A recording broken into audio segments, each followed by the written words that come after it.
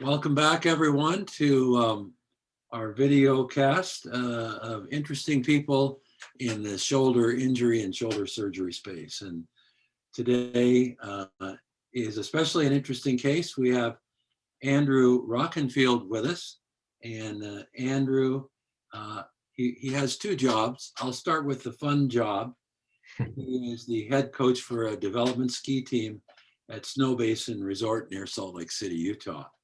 He's also an IT consultant, and those of you who are healthcare professionals will find it interesting that he ran an IT team in a hospital in Yakima, Washington. And so welcome, Andrew. Thank you very much for joining us. Thank you for having me. And we found Andrew on Facebook, where he was broadcasting regular reports on his recovery from a recent shoulder surgery. So Andrew, if you would just take a couple of minutes and tell us how you think you injured your shoulder and kind of take us through a little bit of how you got to this point. Yeah, you bet. I've always been a super active person. When I was younger, I lifted weights. I was a really skinny kid, and I read an Arnold Schwarzenegger book one day, and he said, "Hey, you've got to eat, you've got to train if you want to have muscle." And so I started doing those things, and I got a lot stronger. I started powerlifting. I even did a bodybuilding show at one point, and I had a full ride scholarship to play basketball in a D2 college. So that was a lot of fun. So I've always been really active, and I got to the point in my mid 30s. I'm 53 right now. I got to the point of my mid 30s where I became inactive, unfortunately. And then a little bit later, about 5 years ago, I started getting active again. And I found that things weren't working quite as well as they should be. So I just started kind of doing, general fitness type of things like running and lifting weights. And then I found this thing called CrossFit, and I started doing CrossFit. So CrossFit is, I think, amazing. There's no perfect system of working out, but I think CrossFit has they check a lot of the boxes. They do a lot of things well. And one of the things for me is that I've always been a very driven, self-motivated person. And when I see these movements in CrossFit that like, wait, you handstand walk, you do a bar muscle up, you do ring muscle ups, you're doing snatches and clean and jerks. And I'm like, I've never done that stuff before. So I started learning that stuff on my own. I have my own gym, my own home gym here. Fortunately, it's just a small little place, but it works for me. And I started learning these movements like double unders and all these other movements that I just mentioned. And it was a challenge. It was really hard. It was difficult, but it was fun to do it as well. And as that I started getting better at doing some of these things, I started putting, adding more loads and whatnot.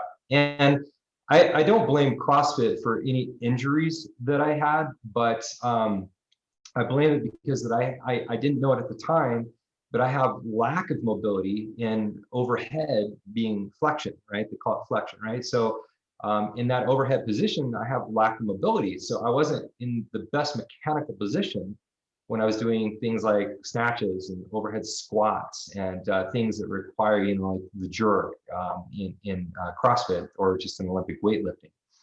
And so I noticed one day, I know this is a while after I started CrossFit, I noticed one day that my right shoulder was hurting a little bit, and the pain went away. I was like, okay, great. And a couple of days or weeks later, or wherever it was, the pain came back after I did a workout, and then it left again, and it kept going on and off for about 6 months. And what I noticed is that sometimes I would do a certain movement and it would hurt, and sometimes I would do that same movement and it wouldn't hurt. So for about 6 months, it kind of went on and off. And I started doing some things to help my rehab, my recovery, and those things actually started working. So my strength and my shoulder muscles, my deltoid, anterior, posterior, medial, were all good. My trapezius, my upper trap, my lats, everything that's kind of attached to that area. My chest muscles, my pectoralis, right? Minor and major, all those things I've been working on, and I was getting strong. But I realized that that's really not what was going on. I needed to strengthen my rotator cuff muscles. And so I started really doing some mobility for my rotator cuff, for my shoulder. I started doing some strengthening for my rotator cuff muscles as well. And obviously the tendons, they're attached to the bone. And so I started working on all those things, and I did feel like that I was making progress.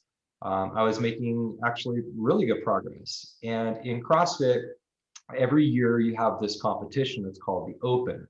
And they have open workouts, such as if it's the year 2021, they'll preface it by saying 21 point, and then the first workout is 0.1, the second workout is 0.2, so forth and so on. So this year they had 4 workouts in the Open, and I actually PR'd, which is called it stands for a personal record. I PR'd my bar muscle ups, which is basically a pull up, except for instead of just coming up to your 10, you actually continue that movement, and then you put your entire body basically up to your waist above the bar. And so I PR'd my bar muscle ups, and I PR'd my jerk, which is basically lifting as much weight as you possibly can over your head with a little momentum. And so I did those things, and I had set PRs in 21.3 and 21.4.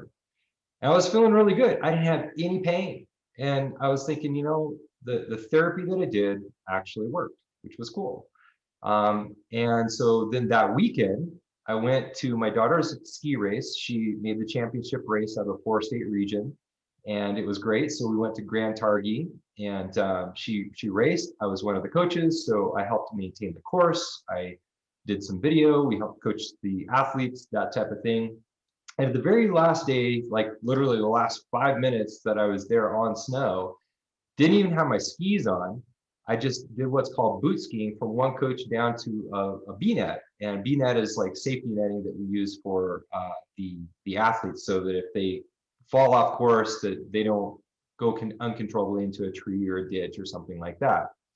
And so we had already rolled up the B-net. I just boot skied down to it, and I boot ski all the time. I ski all the time at a pretty high level, pretty fast, so, run courses. And I got down to that B-net, and for some reason I tripped, and I fell with my right arm completely over my head, and then I heard a pop, and I felt a pop, and I'm like, that didn't sound good. So I told my wife right away. She's a healthcare provider as well, and I told her right away. I said, "Hey, I think I really injured my shoulder." And sure enough, I couldn't even lift it over my head. I could barely even move it. It became incredibly stiff over the next couple of days, and so I decided that at that point it was time to see to get some imaging. And I went and I got some imaging. I got some digital motion X-rays. I visited a chiropractor that actually had coached his son in skiing, and so he said, "Come on in, I'll take care of you." And it actually helped. It felt like that it was better, but I still couldn't really use that arm to lift it over my head, and it hurt like a lot.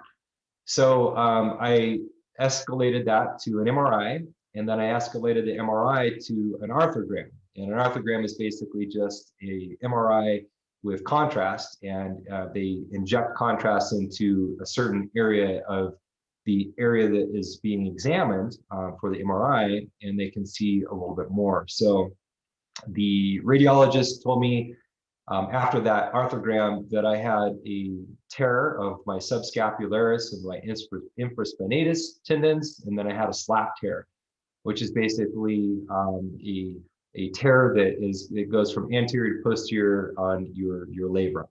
And so that can also include what's your biceps tendon, which is attached to it. The biceps tendon is actually attached behind your shoulder here. And so with that biceps tendon, it had a canonical tear in it. That means that it was a little bit, instead of just being straight, it was kind of more like a V almost, right? So I had it was hanging on by a thread. And so I said, okay, great. I took that off to my orthopedic surgeon. I'm very fortunate to live close to Park City. And in Park City, there's a group called Rosenberg Cooley Metcalf. And my doctor is Dr. Metcalf. I'm going to call him out because he's awesome, just plain and simple. But that whole group has been doing things for a very long time. They are all specialists. I should say 90% of them are specialists in what they do. Dr. Metcalf is a shoulder surgeon specialist. And so that's all he's done for, 20, 30 years, however long he's been doing it.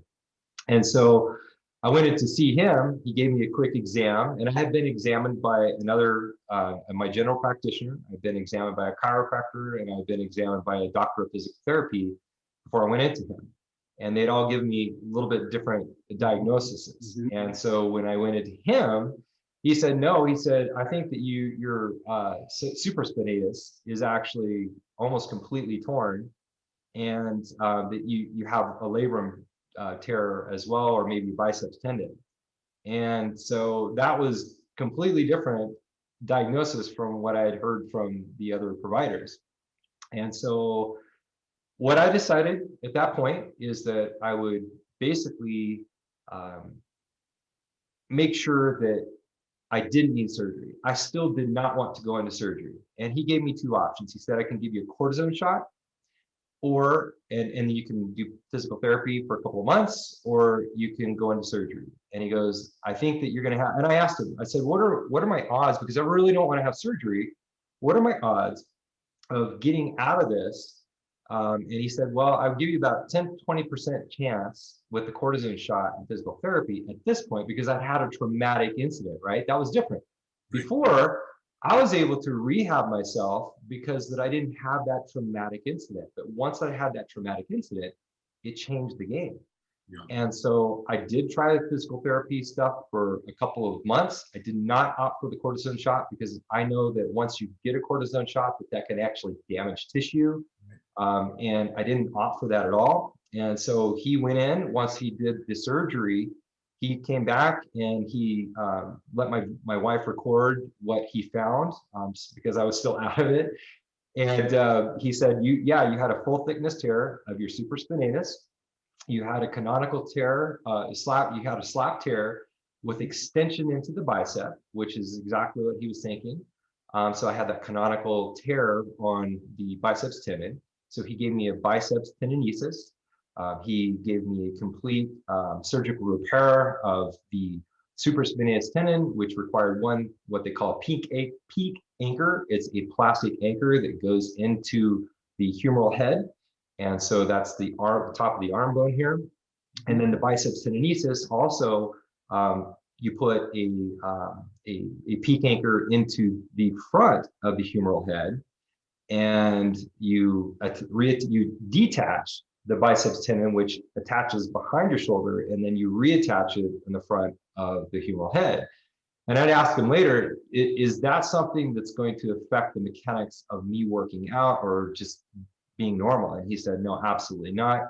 In his opinion, he said, I'm not even sure why God put it back there, because it seems to cause a lot of problems, and maybe someday we're going to find out why. But at this point, he wasn't sure. He said, no, I think you're going to be a lot better, because that's the biceps tendon is a huge source of pain. So the other procedures that I had was a distal clavicular resection, which is basically they're removing the end of the clavicle. And so that is, in theory, supposed to free up a little bit more space under that acromion. And so under the acromion, they call it an acromion decompression or an acromioplasty. So I had an acromioplasty done and a bursectomy done. So the bursectomy, the bursa is something that sits right underneath your clavicle and underneath that acromion, and it's kind of like a pad. And so he had to remove that to be able to do the surgery, see what was going on in there. But the fortunate thing is that bursa grows back in 3 months. And then finally, the last thing that I had is, excuse me, I said 3 months, I meant 3 weeks. So that bursa grows back in about 3 weeks, my bad there. And then the last thing that I had done is a cleanup of arthropathy. So I had some arthropathy in that shoulder joint, and it just needed to be cleaned up. Arthropathy is basically a fancy term for arthritis. And so I had, some bone spurring going on there just from usage, from old age, things like that. And I'm not old, but I refer to myself as old because my kids are a lot younger than me. And the last thing I'll basically say is that he was actually really pleased, because when a surgeon goes into a shoulder, they're looking for the quality of tissue and the health of the joint. And so he looked at my glenohumeral joint, which is basically that ball and socket that you have up here in your shoulder. And he said it was outstanding. He said it was in really good shape. My quality of tissue was really good as well. And so he was really happy with the outcome of the surgery. One of the things that I forgot to mention was option 2. When he gave me those 2 options 2 months before surgery, one was a cortisone shot, the second was surgery. I asked him what my percentage chance was for having surgery, and he said it was going to be about 60%, that I would actually return to sport, and meaning that I would be totally normal, the things that I was doing before my surgery. The good news is that at my first post-op meeting with him, I asked him the same question, since he'd been in there and seen what was going on.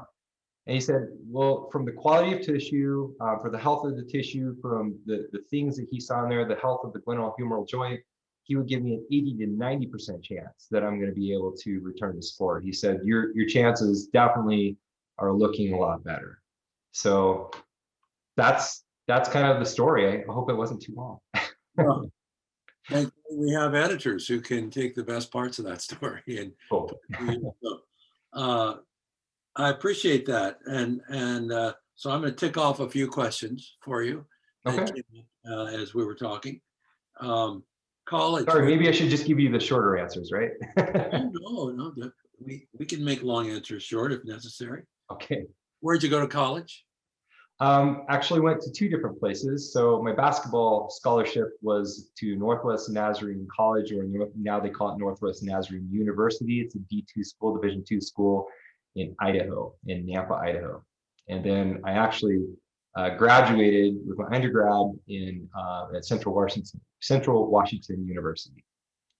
Did you take any anatomy physiology?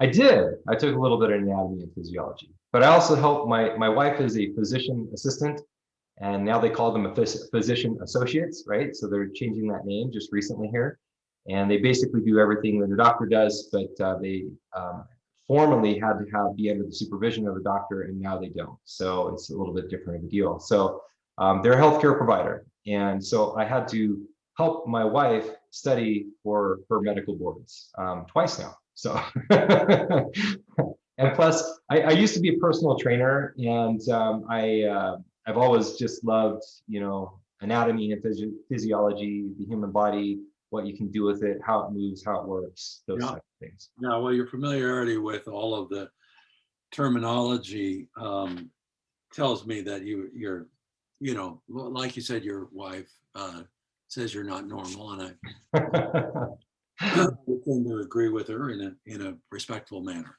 So that's really quite interesting. Just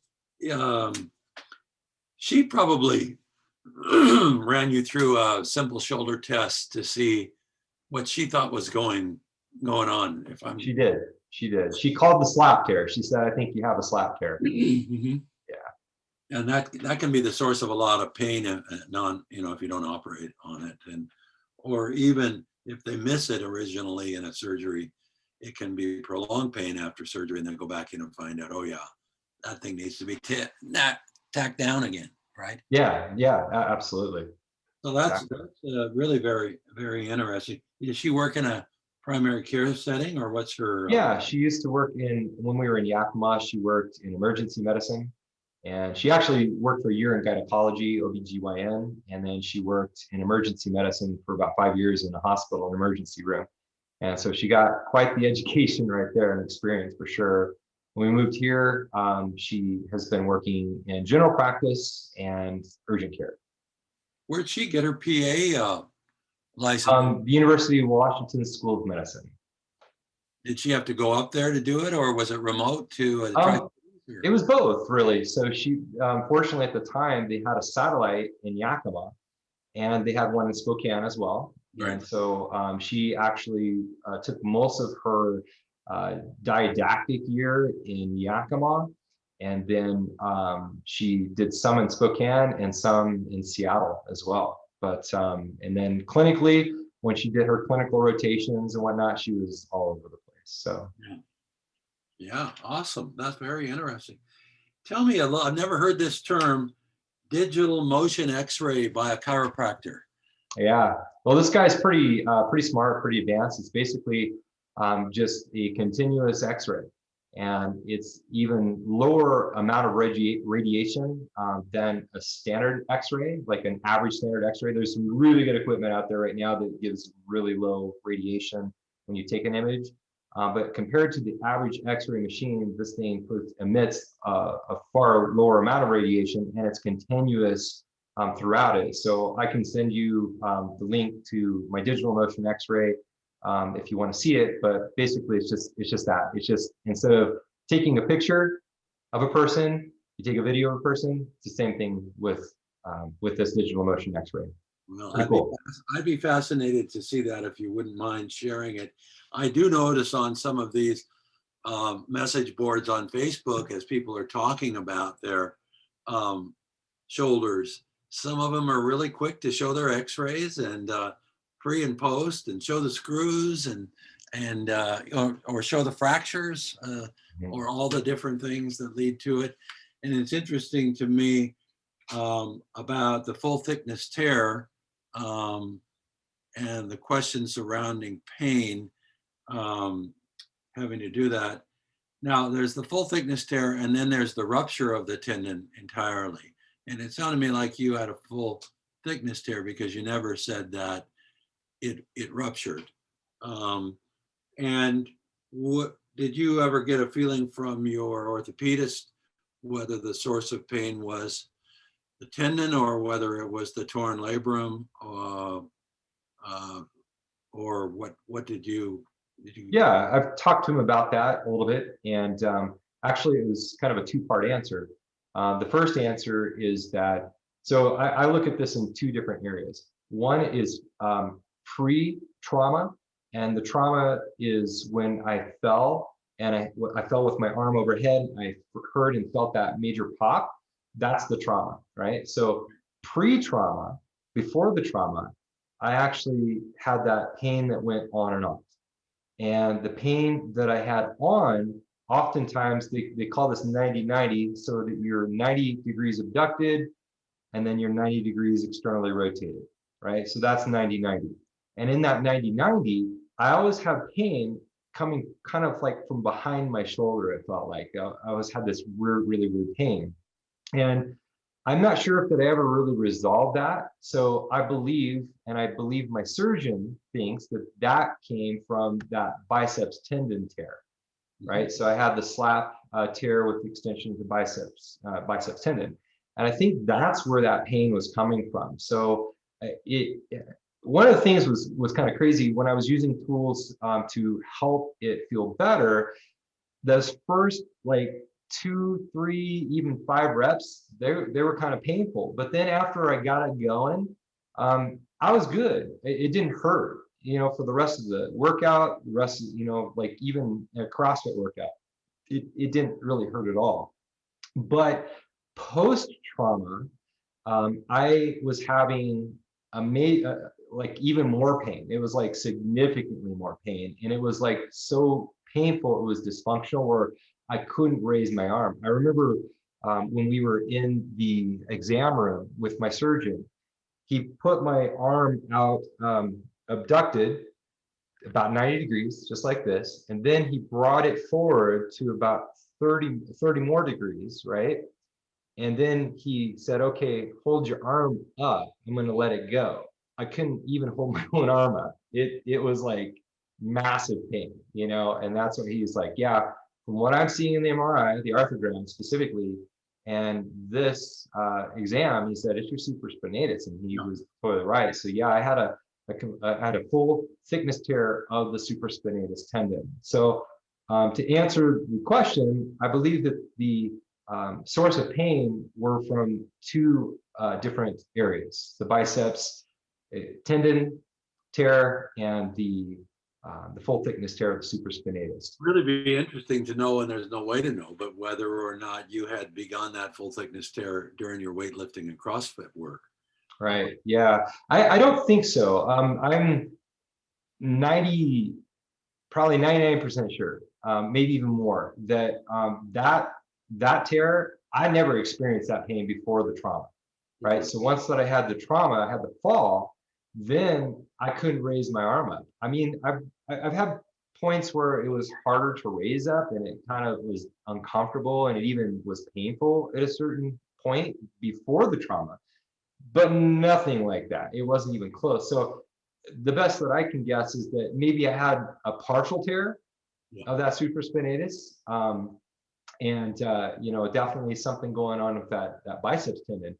But after the fall, after the trauma, it was definitely, something changed. Yeah, there's been a lot of controversy around it, and controversy in that medical sense that that's not an argument. It's what's the answer, and Right. I'm interested in reading the clinical trials and of exercises and the studies that are done on imaging. Joint instability, after you have the onset of instability for whatever reason or whatever trauma may have caused it, things clanking around in there can really cause pain where you might have a mild tear, but if it doesn't contribute to any joint instability, a lot of people, particularly not as active adults, will say that they've been able to make a recovery in the pain area because the other muscles do compensate, and people go through life that way. I think that's the 9 out of 10 that don't get surgery, right? Is Right. I heard it. Well, I want to, if we can just venture down this road a little bit. You then started broadcasting about your recovery. Kind of tell us about your mindset there, and if you, it sounded like you'd done some training. Had you done online training before? Online training with Physical. Well, you said you were a personal trainer, Mhm. and that you'd done some other kind of coaching things, Mhm. but you went online here, and which in this COVID era, there's been a lot of move toward telehealth, and the question about how practical will telehealth be for those people in the physical and occupational medicine areas, or even preliminary examinations by primary care providers. So tell us about how you happen to get online with your recovery. Yeah, you bet. So I'm one of those people that likes to do a lot of research before I get myself into anything. I want to know as much as that I possibly can in a reasonable manner without going to medical school, I wanted to dive in as deep as that I can and find out about the anatomy of your shoulder. It's not something that I think a lot of people think about. When you're healthy, when everything is working well, I don't think most people will dive into that. And so I did, and I wanted to dive in and find out about my shoulder. As I was doing that, I read a lot of articles, I read research papers, I read statistics, and then I also watched YouTube videos. And for me, I'm a really visual person, and I like to watch what other people have to say. I watch DPTs, I watch physicians, specifically surgeons, and I watch the things that were actually most helpful for me were the testimonials from people that had gone through the surgery to see what it was like. How do you prepare for it? What do you expect from it? What's your recovery going to be like? How many of those people have returned to normal function, and how many of those people have returned to normal full sport, return to sport? And so those were the things that I was really interested in. I wanted to learn the anatomy side of it even more, right? And dive into it a little bit more. But it was really that human element, like what the people that were actually going through the shoulder surgeries were doing. And so as I was doing that, I found some decent videos, but then I would say, look, I want to know what day 1 was like, and what was day 3 like, and what was day 7 like, and then what was week 2 like, what was week 4 like, what was week 8 like, so forth and so on. I wanted to see that almost for a full year, because it can take a year or more to get full function out of, a return to sport type of a situation. And I didn't really find that. I found some videos where that they had done a few weeks, or they'd done a few testimonials, but they were talking more about like very specific things that didn't matter as much to me. Like some lady was talking about get a certain shirt, and she spent like 15 minutes talking about how to build a shirt for surgery. Right. I was more interested in pain, sleep, diet, exercise, returning to full function, that type of thing. So when I didn't see what I was looking for, I told my wife, I was like, you know what? I know this isn't going to be a high quality production because I'm in pain. I've got one arm and I can't edit on a computer, right? I've got my iPhone and that was it. And at the time I had an iPhone 7. And I said, I know it's not going to be a high quality production, but what I want to do is I want to put out content to give people information on those points of recovery, right? The things that I thought were more valuable, more important to people, the things that people ask about more. And so that's what I did. So I basically just built the channel. Never really built a channel to get subscribers before. And I'm not really in the point of trying to get subscribers. That's not my point of these videos. But the more subscribers that see the channel, I think will get the channel out, so that information will get out to other people. And that's kind of my goal right there. Yeah. So for me, it's about delivering useful and pertinent information in detail. And I label each one of my videos by, this is day 0, this is day 1, this is day 2, this is week 2, this is week 4, this is so forth and so on. And so I'm kind of creating a chronicle, a video log of what I'm experiencing. And then a couple of other videos that I've put out so far is how to prepare for shoulder surgery, because I've learned so much, just going through it and the research that I've done. And then the other one is kind of like, what to expect from shoulder surgery for the first 5 weeks. And those 2 videos seem to be the most popular so far. Just kind of a summary of what has happened in that first 5 weeks. And I've got some graphs and some data points that I put in there. One of the things that I want people to know, though, is that I'm me. I'm not you. And everyone's shoulder surgery is going to be different. Everyone's quality of tissue, their health, their surgeons, their procedures, the things that are going on in their shoulders, we're all different. And so I'm not going to be exactly like somebody else, and somebody else isn't going to be exactly like me. But what I can do is give people a insight to, this is what one person's recovery looks like. And a lot of times it's going to be similar, and other times it's not. How many views are you getting? Well, let's see. I think that we've gotten over 6,000 views for the channel so far, around there, in about 6 weeks. Yeah. So it's not a lot, like I said, I'm not looking to grow the channel. And matter of fact, this one lady on a Facebook page approached me. She goes, "Are you just trying to profit off this?" And I'm like, absolutely not. I said, "You really think that shoulder surgery videos from a person are going to even get into what they call monetization in YouTube, right? So that you can actually monetize your videos?" No, I'm not making anything. For me, this is a labor of love, and I have a little bit of extra time because I'm not as active. I can't work out. I can't do those things, So I'm spending that extra time as a labor of love to literally help other people out. And a lot of people have said too, "Hey, I love the workouts that you put in your videos," because I put in some workouts in the videos. And we can't do a lot with shoulder surgery, but the things that we can do, I'm trying to show them different variations on how we can do that. And if you're not at my fitness level, or maybe you're above my fitness level, I'm showing people, here are some things that you can do if you're above my fitness level, or if you're below my fitness level. One lady commented specifically, she goes, you're doing hollow holds to work your core, but I can't lay on the floor. So what can I do? And I instantly just put out a quick 1 minute video, and I showed her what are called couch hollow holds. I said, you can literally sit on your couch and you can do the same thing. And she was so thankful.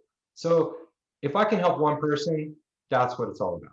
Yeah, it's pretty cool what you're doing there, although it may be more appropriate to more people than you like to think or acknowledge there. Particularly, my research has shown me that a lot of the things you're doing post-operatively would benefit people who are trying to avoid surgery as well. Because if they're not trying to return to sport, if they're not a CrossFit athlete, they can regain range of motion and benefit from a pain-free range and get most of the daily activities done. But usually, I mean, our research says you just barely got into the demographic that has shoulder problems. It's kind of 50 to 85. After 85, they're a little more reluctant to do surgeries. And usually down on the younger end where you're at, it has to do with a traumatic incident. It's weekend athletes or, one of the things, dog walking. People walking dogs, the dog can take off and they have them on a leash and it, pulls on that, or they trip and fall while they're walking a dog, or some other dog comes up and they're trying to resolve a situation. It's really interesting, but those are happening to the younger end of that spectrum. The older folks, I'm 70, we're just outliving the joints, back to that whole design issue. I know there's stories, biblical stories of people living hundreds of years, but I don't think we designed the shoulders for that. So you don't think Methuselah, maybe he had some shoulder issues, right? Well, he had a heck of a good physician's assistant as a wife. Exactly. Or really good prehab or therapy, right? Yeah. So he used it on a regular basis. You made a couple of references in your week 5 video to different measurements you were doing for flexion and internal external rotation. What are you using anything digitally to capture your range of motion, or is your wife using a goniometer, or are you getting that from your physical therapist? How are you measuring that progress? I'm interested in the whole home adaptation to find out about that. Yeah, you bet. So most of my practice has been done at home. I've been doing home therapy at least twice daily. So for the first 6 weeks, it was just passive range of motion. It was pretty boring, but I did that religiously at least twice a day. And then when I went in with my physical therapist, I saw him twice weekly. And he did measure once that we got it all warmed up, once that we started going through the range of motion, then he would give a measurement after that session with a goniometer. And he would say, okay, we got you to this. And so that's where I got all the data that I put into the videos. Have you thought at all about using your iPhone or your Apple Watch, if you have one, to make those kind of measurements at home? I would love to make those measurements at home. How do I do that? We'll get back there. I actually haven't looked into that, but I think that would be wonderful. Your charts and graphs are fascinating. Your pain level, which is of course an anecdotal reference based on your own personal level. Your range of motion charts. Well, let's see. Trying to recall, did you chart your range of motion increase, and eventually your impaired arm got better than your non-impaired arm?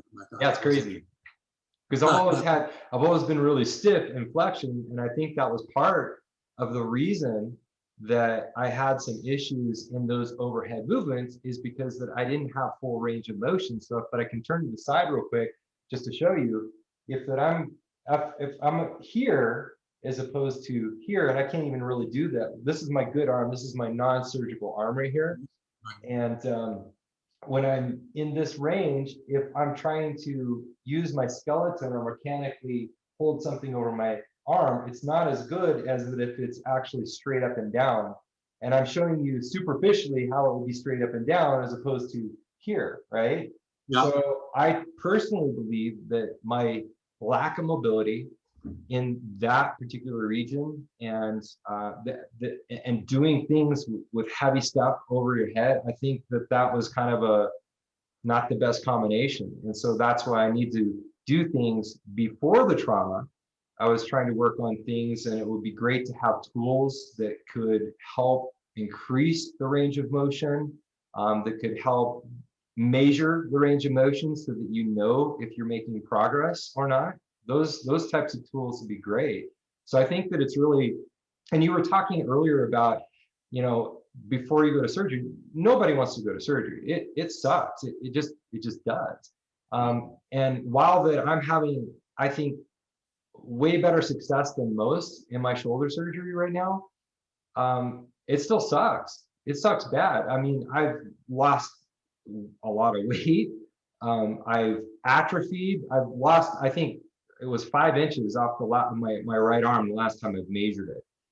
My shoulder is completely flat now instead of having that nice shape on the side of it. You know, there's a lot of things that just not good. It's going to take me a year to get back, and then after I get back, then I have to get back to the point that I was. And so the whole process is a lot of it's a lot of pain and heartache.